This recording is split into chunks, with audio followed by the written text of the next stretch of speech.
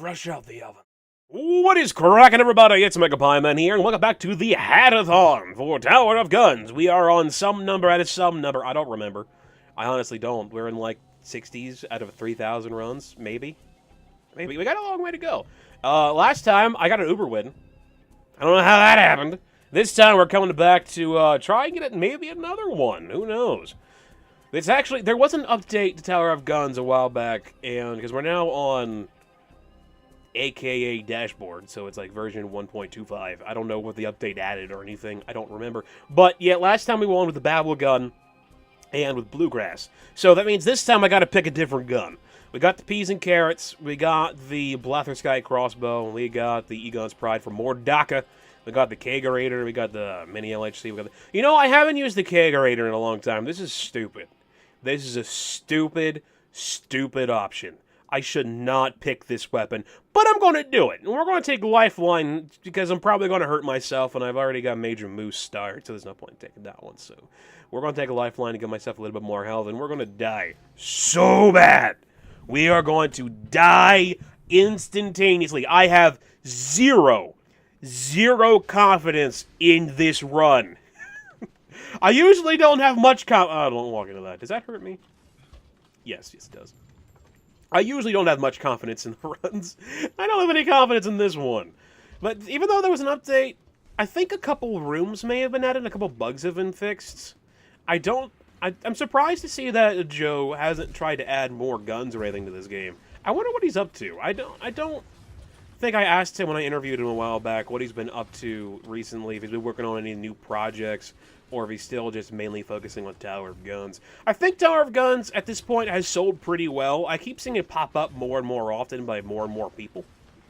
I mean, there was the video that Total Biscuit did a while ago on it, and I know there's Wonderbot is a guy who did some Tower of Guns. I don't know if he's still doing it. He did some Tower of Guns videos. But I've been seeing it pop up more and more from people talking about it. So I think it's done pretty well for itself. And I think it might be don't quote me on this, but it might be one of, if not the most popular first-person roguelike game out there. It might be. I might be wrong about that. For some reason, a lot of first-person roguelikes, they kind of come out and then they just die. That happened to Ziggurat. I liked Ziggurat, but it came out and I haven't really seen anything about it, which is a bit of a shame, considering the fact that it's a pretty good game. It got an update, like, yesterday. But they added a couple of things to it. I haven't played it since, but I haven't seen anybody actually speaking about it. Paranormal Activity is another one that kind of died, but yeah, there was the whole thing that happened with that, which kind of makes sense. I still have it on Steam, even after I got kicked off of Steam. We don't know what I'm talking about. Around October, one of the developers of that game, Mike Molbeck, had a bit of a spat with Valve since his game was supposed to fully release, but they said it was still early access, and he was kind of stressed out because he was afraid that that it wouldn't get fixed before it got off the Steam store page, and Steam is huge for indie games, so he had a bit of a spat over Twitter, basically saying that he's going to murder Gabe Newell.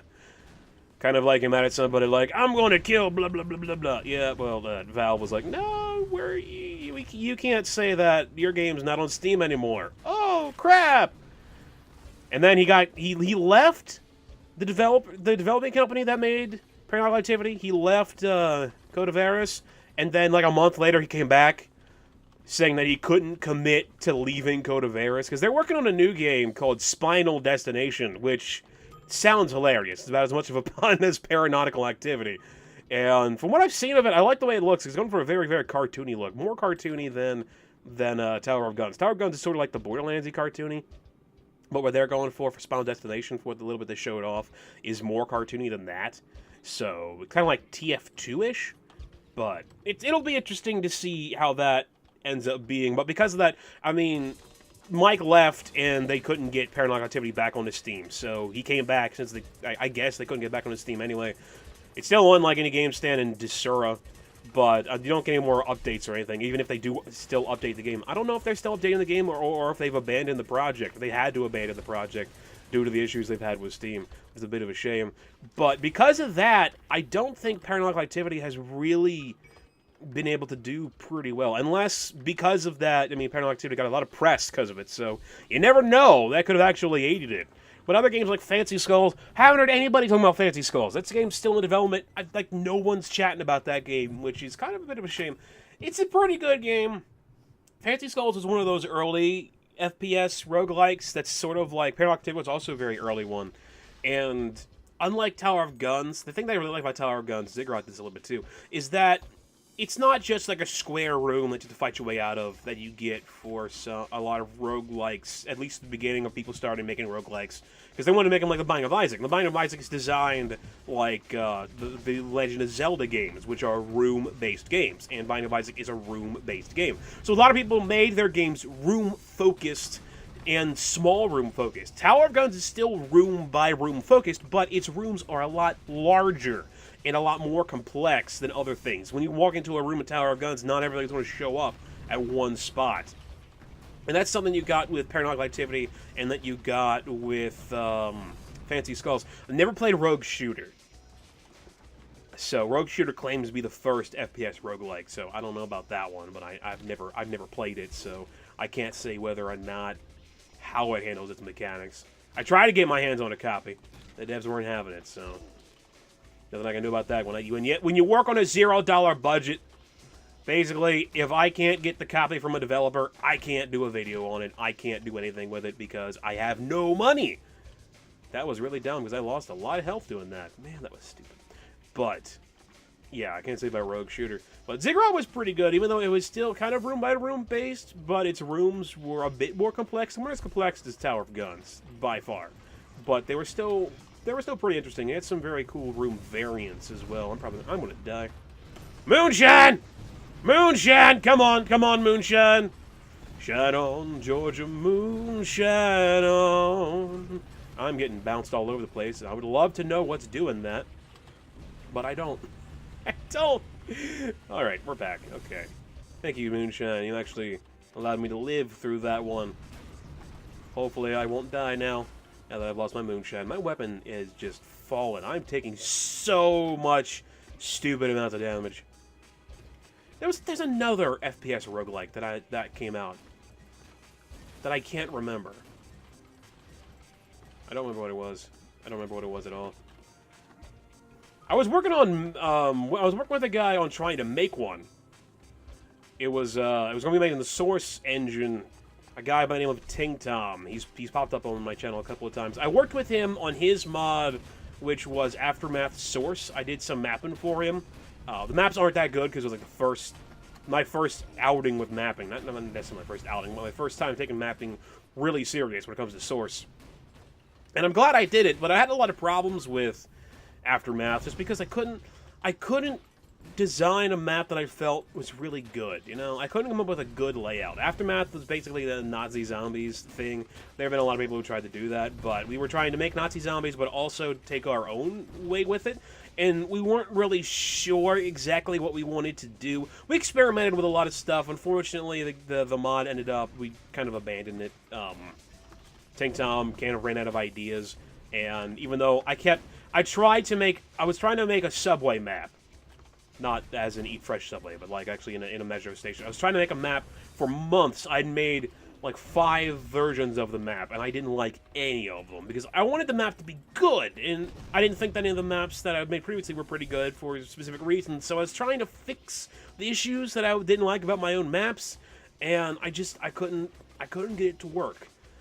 And it was kind of like, we didn't have a lot of maps, so when you had something that functioned, you kind of put it out just to have something out there for people to play. But we didn't have much in the way of really good maps. It's some pretty complex maps. I'm gonna die. Because there were a couple mappers on the project.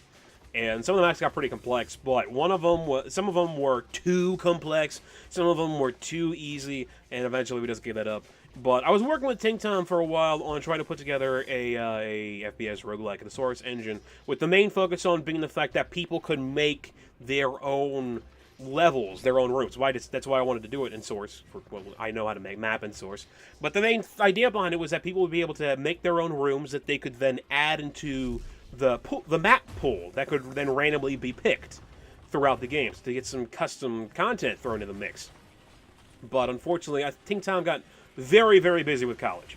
And I haven't heard from that guy in a while, and, you know, yeah, it's alright. You know, he's going off doing his own thing. I got no hard feelings against it at all.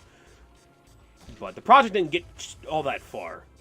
What we were doing is we were setting up with, since I don't necessarily know how to code and source, we were using teleporters that would randomly pick the destination, and we were making all the rooms in one map.